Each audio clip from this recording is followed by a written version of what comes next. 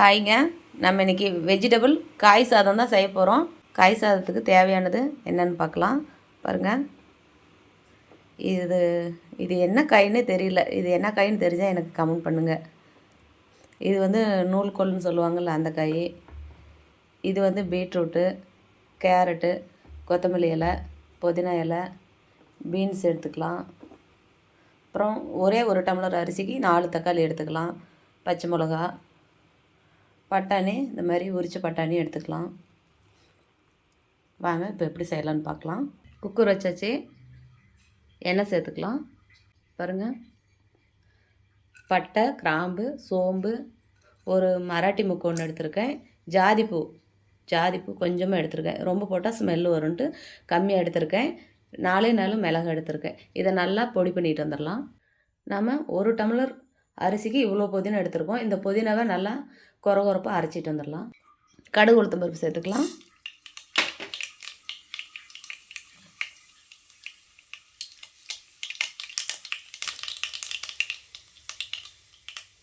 பச்சை மிளகா, வெங்காயம் சேர்த்துக்கலாம்.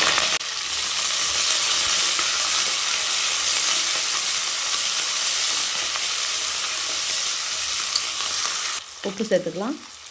மஞ்சள் சேர்த்துக்கலாம். இஞ்சி பூண்டு வந்து நான் நைஸாக அரைக்கல, தட்டி சேர்த்துருக்கேன். இந்த மாதிரி தட்டி சேர்த்துக்கோங்க, அப்போ தான் நல்லாயிருக்கும்.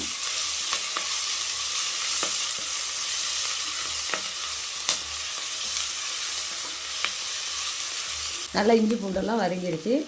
நம்ம புதினாவை கொரப்பாக அரைச்சி வச்சதையா சேர்த்துக்கலாம்.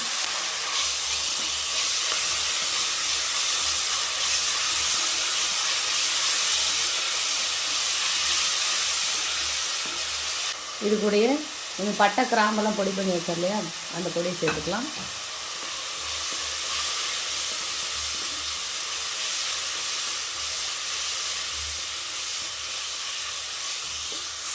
கேரட் சேர்த்துக்கலாம். நான் கேரட் வந்து கம்மியாக தான் சேர்த்துருக்கேன். இது பீட்ரூட்டு, இது நூல்கோல் கிழங்கு. இது வந்து பீட்ரூட் மாதிரியே ஒரு காய் காமிச்சர் இல்லையா, அந்த காய். இது என்னன்னு எனக்கு காய் பேர் தெரியல, உங்களுக்கு தெரிஞ்சால் கமெண்ட் பண்ணுங்கள். பீன்ஸு, பச்சை பட்டாணி எடுத்துக்கலாம்.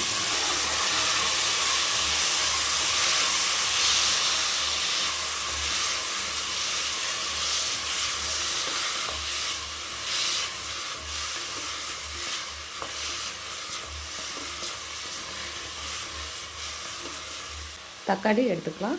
நான் வந்து 4 தக்காளி எடுத்திருக்கேன்.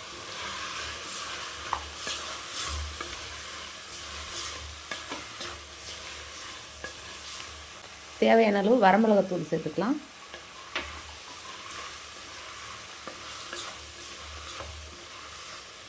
இப்போ நான் இந்தளவு காய் சேர்க்குறது 1 டம்ளர் அரிசிக்கு. இது வந்து காயும் சாப்பாடும் சரி சமமாக இருக்கும். நீங்கள் வந்து எனக்கு இன்னும் கொஞ்சம் கம்மியாக வேணும் அப்படின்னா நீங்கள் கொஞ்சம் கம்மியாக கூட சேர்த்துக்கலாம். நான் வந்து அதிகமாக தேவைப்படுறதுனால கொஞ்சம் அதிகமாக சேர்த்துருக்கேன். அப்போ தான் காயும் சாப்பாடும் ஒரே சரிசமமாக அதிகமாக இருக்கும். அதுக்காக தான் நான் எடுத்துருக்கேன். நல்லா வதங்கட்டும். கொத்தமல்லி தழை சேர்த்துக்கலாம். இது கூட கொஞ்சமாக மட்டன் மசாலா சேர்த்துக்கலாம்.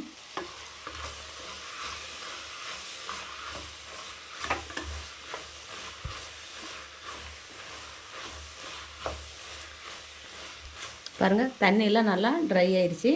இப்போ நம்ம அரிசி சேர்த்துக்கலாம்.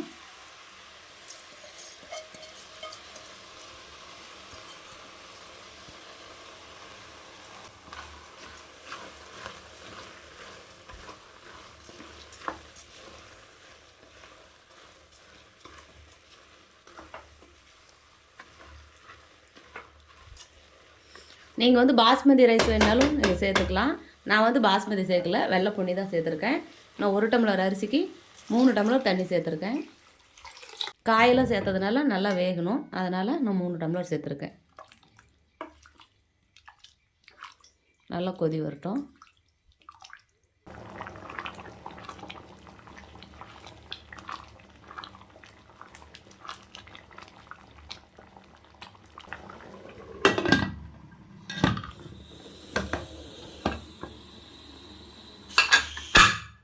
மூணு விசில் வந்ததுக்கப்புறம் பார்க்கலாம். ஓப்பன் பண்ணி பார்க்கலாம்.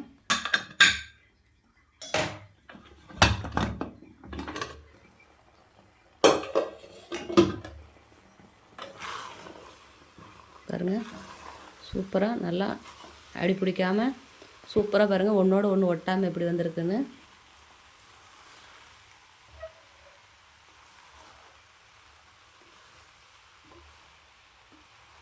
பாருங்கள், ஒன்றோடு ஒன்று சாப்பாடு ஒட்டலை, சூப்பராக இருக்குது.